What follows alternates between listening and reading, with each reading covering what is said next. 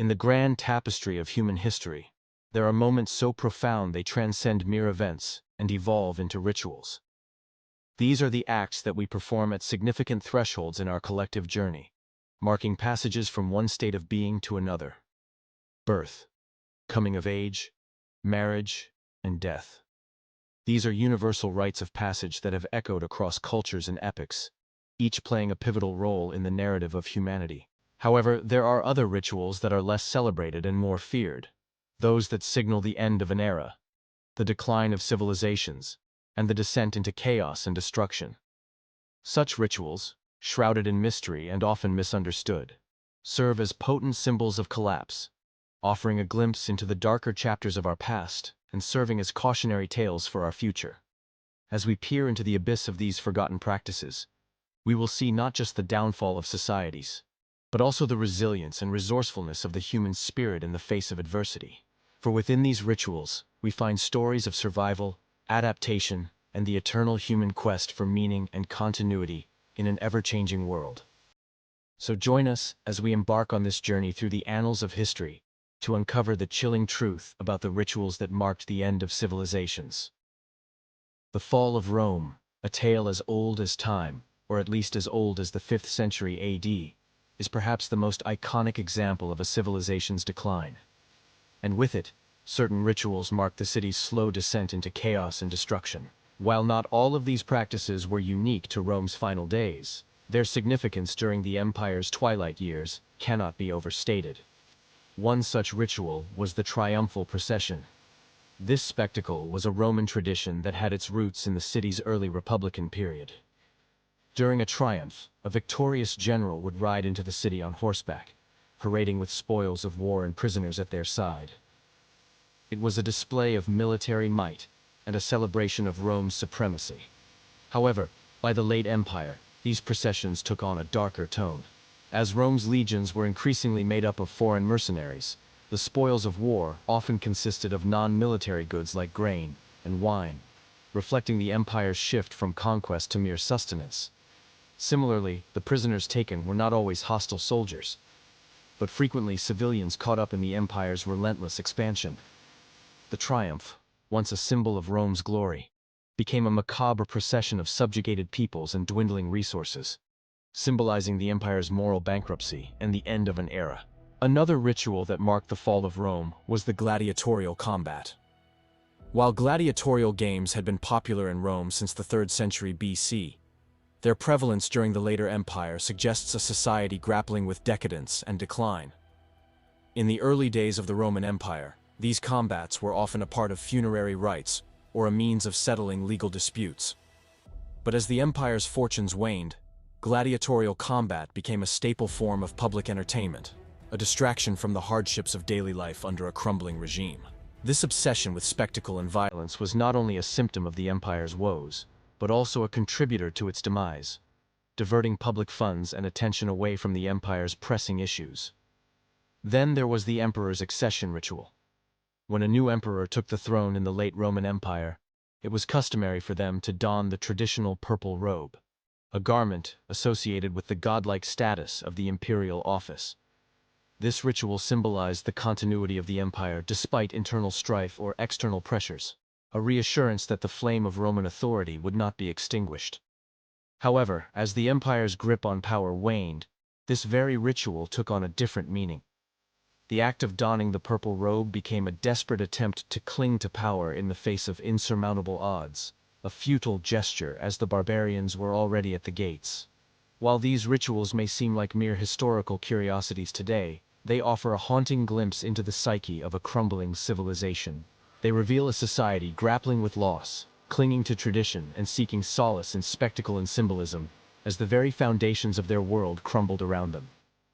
By understanding these rituals, we gain a deeper appreciation for the human condition amidst the ruins of one of history's greatest empires.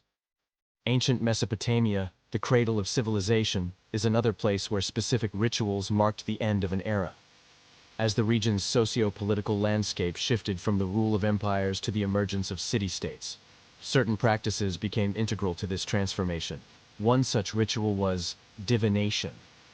In ancient Mesopotamian societies, The art of predicting the future played a crucial role in both religious and political life. Kings and rulers often consulted oracles and soothsayers, seeking guidance on matters of war, governance, and personal decisions. Priests would interpret omens, read astrological charts, and even sacrifice animals to divine the will of the gods. However, as the empires waned and the city-states rose, divination took on a more urgent tone. With smaller, more vulnerable states, the stakes of each decision were higher, and the need for divine guidance more pressing. Thus, the ritual of divination became more frequent, more elaborate, and more intense, reflecting the anxieties of a changing world. Another ritual that marked this transition was the purification ritual. In Mesopotamian thought, maintaining purity was essential to ensure the favor of the gods. Ritual baths, sacrifices, and incantations were common practices to cleanse oneself of impurities. However, as the political landscape shifted, so did the nature of purification rituals. They evolved into more complex ceremonies involving multiple priests, elaborate hymns, and strict taboos, reflecting the heightened religious fervor and the desire for divine protection in an increasingly chaotic world. Furthermore, the coronation ritual underwent its own transformations.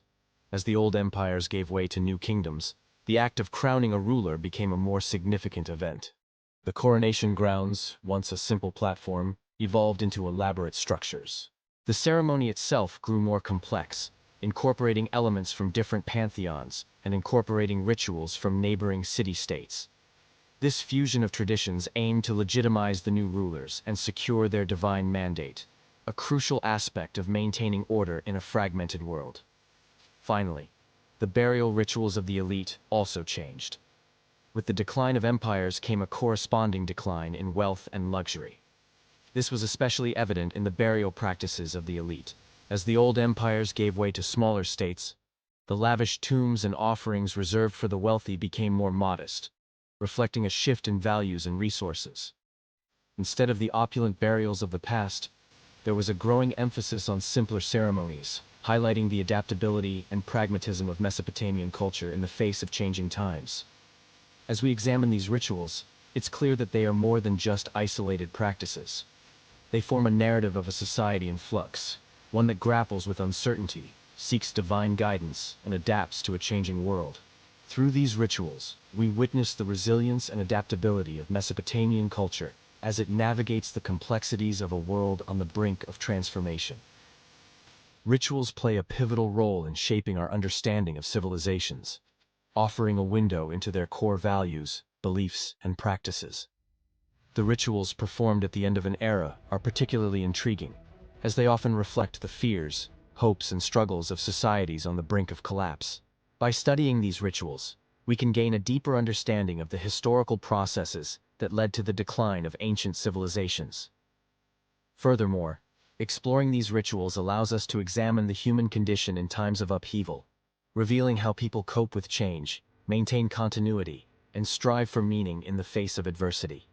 Moreover, comparing the rituals of different civilizations in decline can shed light on commonalities and differences in their worldviews, values, and traditions. It reveals both the universality of human experiences and the unique ways in which different cultures express them.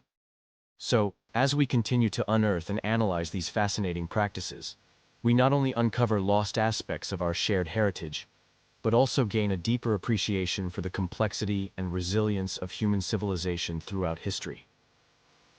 Do you think there are any rituals today that will become symbols of our own civilization's decline?